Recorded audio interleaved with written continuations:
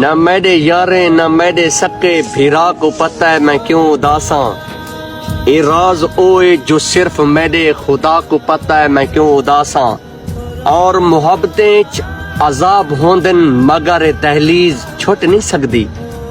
वो शख्स कहनी मेरी दवा है दवा को पता है मैं क्यों उदास हूं। तकरारी करता है सवालो जवाब दा एक शेर है तवज्जो चासा।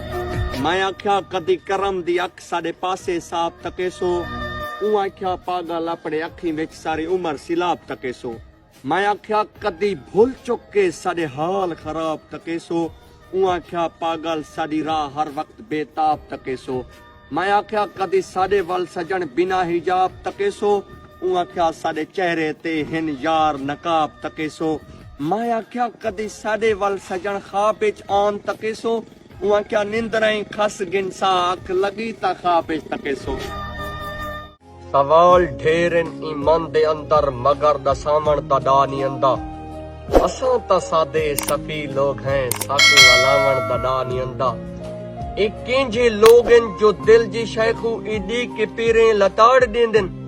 ओ जग दी रीते जो वांग मौसम बदल दिन मिजाज अपने। असां ता जिंदा जमीर लोग हैं सिर झुकावण दा डा नी अंदा। कई फकीरें सुजान पाती है तेरा दर भी कमाल है मुर्शिद। साडे कीते ए करम थोड़ा नी तैकू साडा ख्याल है मुर्शिद।